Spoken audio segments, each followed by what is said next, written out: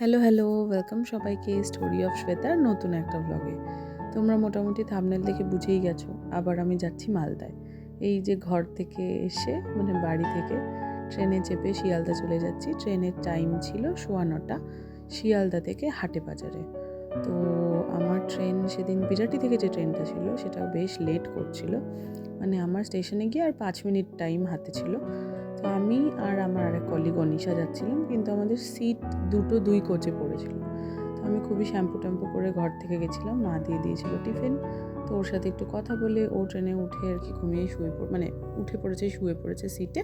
তারপরে আমি এসে টিফিনটা খেয়ে শুয়ে পড়েছি। এবার মালদায় নামার টাইম ছিল 4:35। 4:35 তো হয়নি, ব্যাপারটা লেট হয়েছে, কিন্তু 4টে থেকে একজন ভদ্রলোক জেগে কনস্ট্যান্টলি মালদা ঢুকছে এমন করছে। এই যে দেখো, এই কম্পার্টমেন্টের একজন ভদ্রলোক ওই কোনায় দাঁড়িয়ে আছে, আমি তাকে দেখাইনি অবভিয়াসলি। এমনভাবে জাগিয়েছে যে কিছুতেই ঘুম তো হলোই না। বসে হাই তুলতেই থাকলাম। আলটিমেট ট্রেন প্রায় 45 মিনিট পরে মালদা নামালো। তো মালদায় আমরা নেমে পড়েছি, অনিশাও নেমে পড়েছি। এবার আমরা দুজন মিলে এসকেলেটার নিয়ে যাচ্ছি। আর মালদায় তখন প্রচণ্ড ঠান্ডা। এটা হচ্ছে জানুয়ারির 10 তারিখ আমরা যাচ্ছি। ওরে বাবারে কি ঠান্ডা। এমনিই এবছর ঠান্ডা একটু বেশি পড়েছে, কলকাতাতে বেশি ঠান্ডা, আর মালদায় তো গ্রামের হাওয়া। সো এতদিন ভিডিও নেই, তোমরা নিশ্চয়ই ভাবছো যে কেন হঠাৎ করে নেই। আমি প্রচণ্ড রকমের একটা ঠান্ডায় আক্রান্ত হয়ে গলা টলার আওয়াজ এখনও স্বাভাবিক হয়নি। তো যাই হোক, স্টেশন থেকে বেরিয়ে টোটো নিয়ে ফেলেছি। টোটো নিয়ে দুজনে পুরো হবু। দেখো, আমি এইভাবে বসে আছি, আমার টুপি উড়ে চলে গেছে, আর অনিশা দেখো মাথায় শাল টাল মুড়ে নিয়ে, কারণ এতটাই ভোর আর প্রচণ্ড ঠান্ডা হাওয়া দিচ্ছে। আমি এরকম করে বসে আছি, তাতে একটু আরাম লাগছে।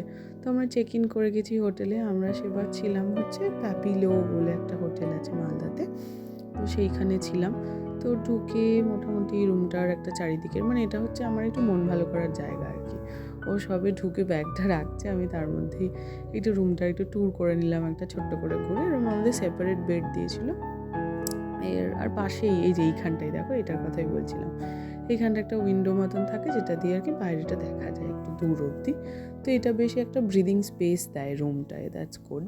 বাথরুমটাও এবার একটুখানি বড় ছিল। আমরা আগেও এই হোটেলটায় থেকেছি, কিন্তু একবার এক একটা রুমের এক এক রকম হয়। তো মোটামুটি ক্লিন, খাবার দাবার ঠিকঠাক, রুমগুলো ভালো থাকে। তখন তো এসে একটু ঘুমিয়ে পড়েছি, তারপরে উঠে ফ্রেশ হয়ে 8:30 থেকে ব্রেকফাস্ট থাকে, চলে গেলাম ব্রেকফাস্ট করতে। ছিল একটু চিড়ের পোলাও, এছাড়া আমি সাধারণত স্যান্ডউইচ, অমলেট এগুলোই খেয়ে থাকি। তো এইসব খেলাম, একটু কলা টলা এসব খেলাম। এবার আমি রেডি হয়ে গেছি।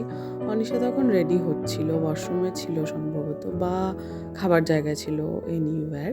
তো আমি রেডি হয়ে গেছি। তো আমার মনে হলো একটুখানি সময় আছে, মনে হচ্ছে জামাটা পরে একটু ভালো লাগছে, তাই জন্য একটুখানি ভিডিও করি। তো আমাদের প্রথম একটা স্কুলে যাওয়ার ছিল ভিজিটের জন্য, সেখানে কাজ ছিল। তো আমরা বেশ খানিকক্ষণ ট্রাভেল করে স্কুলটায় চলে গেলাম। তো সেখানে গিয়ে আমাদের যে কাজ ছিল, তো সেই কাজ আমরা করলাম, বাচ্চাদের সাথে গল্প করলাম, বেশ খানিকটা সময় কাটালাম, ওদের সাথে একটু ছোট্ট করে ক্লাস করলাম। ইন্ট্রোডাক্টরি ছিল আর কি। ওদের সাথে কথা বলতে তো খুবই ভালো লাগে, আর বাচ্চাগুলো খুবই স্মার্ট এখন। তো যাই হোক, সেই সব করে টোরে আমরা সেকেন্ড ভিজিটে চলে যাচ্ছি। এটা ছিল হলো ওল্ড মালদাতে। এরপরে আবার আমরা যাচ্ছি রতুয়াতে। তো ওল্ড মালদা থেকে রতুয়ার দূরত্ব একটুখানি বেশি। তো গাড়িতে করে যেতে বেশ খানিকটা সময় তো লাগবে। সেখানে আমরা বসে যথারীতি ফোনাফুনি, তার মাঝে যেটুকু যা কাজকর্ম আছে সেই সব করতে করতে আমাদের কাছে গাড়ি ছিল সেই দিন। তো আমরা রতুয়া চলে যাচ্ছি, এবং মোটামুটি গ্রামের রাস্তায় যদি জানলাটাও খোলা থাকে, ইটস অলওয়েজ কোল্ড। মালদায় যে কি ঠান্ডা কি আর বলি। যাই হোক, গাড়ি ছিল সাথে, এইটুকু রক্ষা, কারণ না হলে এইরকম এই একটা সোয়েটার পরে মালদার রাস্তায় আমাদের যতটা ঠান্ডা নেওয়ার অভ্যাস, তাতে ঘুরে বেড়ানো এইবার অসম্ভব ছিল, because it was too much ঠান্ডা। তো এই করতে করতে আমরা পৌঁছে গেছি সেকেন্ড স্কুলে। সেখানে গিয়ে বাচ্চাদের সাথে কাজকর্ম করলাম। এই দেখো, এত সুন্দর মিষ্টি একটা ছবি এই মেয়েগুলোর সাথে আমি তুলতে পেরেছি। তারপরেও আরও বেশ কিছু কাজ ছিল, মালদার অফিসার্সদের সাথে দেখা করার ছিল। আমাদের কোনো লাঞ্চ টাঞ্চ কিছু করা হয়নি ব্রেকফাস্টের পর। এটা প্রায় 5টা, তখন এই সুন্দর সুন্দর মোমোগুলো 80 টাকা প্লেট ছিল, খুব বড় বড়, সেটা আমরা খেয়েছি। তারপর ওটা ভেজিটেবলের কি একটা বড়া ছিল, আমি খাইনি। অনিশা একটা খেয়েছিল, কিন্তু খুব একটা ভালো না, চিকেনের বড়া মতন। 20 টাকা দাম নিয়েছিল বোধহয় ওটার। এরপরে বেরিয়েই দেখলাম এই পিঠেটা বিক্রি হচ্ছে। আমি জানি না তোমরা এর নাম জানো কি না। আমি অন্য একটা অর্গানাইজেশনে যখন চাকরি করতাম অনেক আগে 2013-14 সালে, তখন যখন মালদা গেছিলাম একবার, আই হ্যাড দিস পিঠে, এটাকে ভাক্কা বলে। তো এইটাকে আমি তখন খেয়েছিলাম এবং খেয়ে আসার পর থেকেই মাকে বলতাম, মা এরম একটা বানায়, তুমি বানাতে পারো না, কি ভালো লাগে খেতে। কিন্তু এটা বাড়িতে বানানো হয়নি কোনো দিন সেভাবে, কারণ মা বলে কাপড় লাগে, ওই ছাঁচটা লাগে, এটা ওটা, তো এটা কোনো দিন বানানো হয়নি। তো যে জায়গায় আমরা ছিলাম, আমি মোমো খেয়ে এদিক ওদিক হাঁটতে হাঁটতে আসার পরেই দেখলাম যে এইটা বানাচ্ছে। তো আমি এবং অনিশা দুজনেই দেখে বললাম, উফ খেতে তো চাই। এদের দামের সেগ্রিগেশনটা হচ্ছে সাইজ ওয়াইজ। দেখো ওই দিদির কাছে ওই পাউডারের কৌটোর ঢাকনাগুলো হচ্ছে 3টে সাইজ, 3টেতেই আমরা ভাবছিলাম টপিং হয়তো আলাদা আলাদা, কিন্তু তারপরে কথা বলে জানতে পারলাম সবকটাতেই 3টে টপিংই দেবে, কিন্তু সাইজগুলো ডিফারেন্ট। তো আমরা 20 টাকার দুটো নিয়েছি।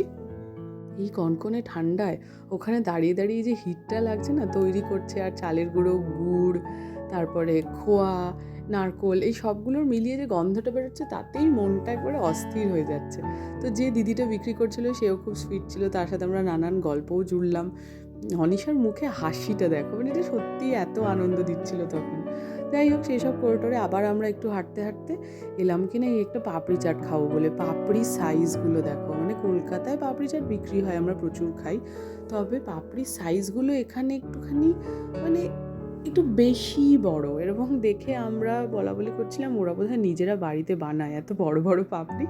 তো সেই পাপড়িগুলোকে ভেঙে ভেঙে প্লেটিং করছে ওরা, এরকম গোটা পাপড়ি দেয় না আমাদের কলকাতা যেমন দেয়। তো আমরা নিয়েছিলাম 2টো হাফ প্লেট, এটা সম্ভবত 30 টাকা করে ছিল আমার যতদূর মনে পড়ছে। কিন্তু ব্যাপারটা কিন্তু বেশ হেভি। খানিকটা ঘুগনি দিল, তারপরে শসা, পেঁয়াজ, টমেটো, মানে যা যা আছে দেওয়ার। লাস্টে একটু দই দেবে, দেখবে ওইটা একদম জাতা।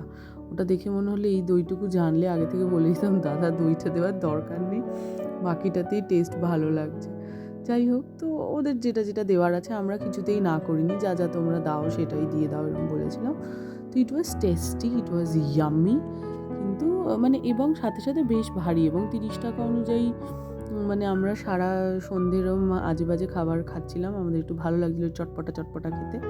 আসলে লাঞ্চটা পুরো বাদ গেছে, তো স্কিপ করেছি, এবং তখন খিদে তো পেয়ে গেছে, তো ওই জন্য আমরা এইসব খেয়ে বেড়াচ্ছিলাম। এইবার দেখতে পাবে, আমি তো প্রথমে দেখে ভাবছি কি এরকম একটা ঘটি খুলে, যেটা চুনের ঘটির মতো দেখতে, তারপর দেখলাম বাবা দই তো না, যেন ছাস। যাই হোক, আমাদের এই গোটা প্লেট দিয়েছে, তো ইট ওয়াজ টেস্টি।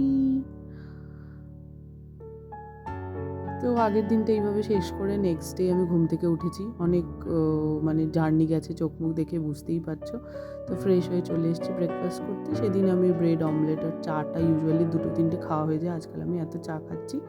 আর এই দিন আমি চলে গেছিলাম, এদিন আমি আর অনিশা আলাদা আলাদা জায়গায় ছিলাম। আমি চলে গেছিলাম একটা ফিল্ড ভিজিটে। কি সুন্দর জায়গাটা, মানে একদম টিপিক্যাল গ্রাম বলে না, মানে ভিতর দিক সত্যিই মানে মাটির বাড়ি, অনেক দূরে দূরে বাড়ি, আর কি সুন্দর হাওয়া দিচ্ছে দেখো। যদিও এখন দেখে আমি সুন্দর বলছি, তখন আমার মনে হচ্ছিলো হি ভগবান এত ঠান্ডা, আমার তো এখানে বোধহয় কম্বল মুড়ি দিয়ে দাঁড়িয়ে থাকলে ভালো হতো। আমি তো সেই অনুযায়ী কিছুই প্রিপারেশন নিয়ে আসিনি এই ঠান্ডার সাথে লড়াই করার জন্য। কিন্তু যাই হোক, গ্রামের পরিবেশটা ভালো তো লাগে। আর একটা দিকে আর একটা জিনিসও মনে হচ্ছিলো যে এখানে যে মানুষরা থাকে তাদের সত্যিই জীবনধারাটা কতটা কষ্টের, মানে ওইটাই আর কি। চেষ্টা করেছে নিজের মাথা মুড়ে এরকম টুপির মতো, কিন্তু লাভ কিছু হয়নি, কারণ এত ঠান্ডা প্রোটেক্ট ওইটুকু জিনিসে হয়নি। প্রপার লেদার জ্যাকেট বা উইন্ড চিটার হলে এই ঠান্ডাটা প্রোটেক্ট করা যেত। যাই হোক, তাই জন্যে আমি আক্রান্ত হয়েছি গত 2-3 সপ্তাহ ধরে, ঘঙর ঘং কেসেই চলেছি। এইসব নানান কিছু হচ্ছে আর কি, মাঝে জ্বর ফরও হয়েছিল বেশ কিছুদিন। তো এখান থেকে আমাদের একজন দাদা খুবই হেল্প করলেন, আমাদেরকে বাইকে করে মেন রোড অবধি পৌঁছে দিয়েছিলেন। তো সেইখান থেকে যাওয়ার সময় আমি কিছুটা ভিডিও করেছি। এইটা অনেকটা ভিতরের একটা রাস্তা থেকে মেন রোড অবধি না গেলে না টোটো ফোটো কিছুই পাওয়া যাবে না, ফলে এইখানের মানুষজনের মানে কনভেন্সটা হচ্ছে ম্যাক্সিমাম সকলেরই 2 হুইলার আছে, ওটাতে করেই যাতায়াত করে। তারপরে মাঝে আরও 1-2টো জায়গা আমরা গেছিলাম, সেখানে না ছবি ভিডিও কাজের মাঝখানে না তোলা যায় না। তো শেষে গেছিলাম এই স্কুলটায় আমাদের একটা প্রোগ্রামের প্ল্যান করতে, কিন্তু এই স্কুলটা দেখে এত সুন্দর লাগলো, এত সুন্দর করে সাজানো স্কুলটাকে, সেটা দেখেই একটু ভিডিও করেছিলাম। আর আঁকা টাকা খুব সুন্দর। এবার মাঝখানে মানে কাজকর্ম সব সেরে এবার আমরা গাড়ি করে ফেরত যাচ্ছি আর কি, হোটেলে ফিরবো, কারণ রাতেই তো আবার ট্রেন আছে, ফেরত আসবো। আসার পথে কি দেখলাম দেখো, এই যে সামনে যাদের দেখছো তাদেরকে আমি দেখাচ্ছি না, ওই ওই যে দৌড়ে দৌড়ে রাস্তা পার করছে দেখছো, ওদের পুরো ফ্যামিলি এই পার থেকে ওই পার রাস্তা পার করছে। ওই দেখো একজন নামছে তুর তুর তুর তুর করে, রডটা বেয়ে নামলো, এবার দেখো রাস্তা পার হবে। এই যে ইনি আবার মা, এনার অনেক ছানা টানা, ওই যে দেখলে টুং করে একটা ছোট্ট ছানা নেমে চলে গেল, কি কিউট, কিন্তু কতগুলো। এবার এখানে আরও আছে, এই যে পাঁচিলের ওপরে দেখো, আমি তখন গাড়ির ভিতরে বসেছিলাম, বসে আমি ওদের ভিডিও করছিলাম, কতগুলো দেখো। অথচ আমি যেটা ভাবছিলাম এগুলো তো কারেন্টের, যেগুলোকে দেখে মনে হচ্ছে পিছনে যেটা আছে ইন্ডাস্ট্রি একটা কিছু, কিন্তু ওরা কি করে এত কমফোর্টেবলি ওখানে আছে, বা ওইদিকে কোথায় ওদের ঘর সংসার, নিচে আবার আরেকজন বসে আছে দেখো, সংসার গোছাচ্ছে কি যেন, পাতা খুঁজে খাচ্ছে না কি করছে, ওই যে নিচে চলে গেল। আর উপরটায় দেখো 3-4 জন ভর্তি, ওই যে ছোট বাচ্চা বড় মা সবাই আছে। কী করে ওরা ওর মধ্যে আছে, আমি সত্যি এটা নিয়ে আমার একটু প্রশ্ন মনে হচ্ছিলো, তবে সেই মুহূর্তে জিজ্ঞেস করার মতো কেউ ছিল না। মানে ড্রাইভার দাদা ছিলেন, উনি বললেন কি জানি ওদের ঘর বাড়ি মনে হচ্ছে আছে ওইদিকে, তোমারও যা মনে হচ্ছে। আমি বললাম হ্যাঁ সে তো আছেই, নালে ওরা ওরকম দলে দলে কেন যাচ্ছে। যাই হোক, দেখে খুবই, ওই দেখো আর একজন আসছে, ওদিক থেকেই নেমে সব আসছে, না পুরো ফ্যামিলি আর কি, মানে বাবা মা বাচ্চা ভাই বোন সবাই মিলে ওদের ডান দিকে দূরে ঘর ওইখানে চলে যাচ্ছে। গোটা মালদা জুড়ে এই যে সর্ষে ফুল হয়ে আছে, পুরো মালদার মানে রূপই পাল্টে গেছে এখন, এত সুন্দর লাগছে। আমার সব জায়গাতেই দেখে মনে হচ্ছে ইস একটুখানি ভিডিও করি, কি ভালো লাগছে, মানে চোখটা যখনই আরাম হয় তখনই মনে হয় একটুখানি ভিডিও করে রাখি। কিন্তু খুব ব্রাইট আসলে না রঙটা, ওই জন্য এত ভালো লাগে।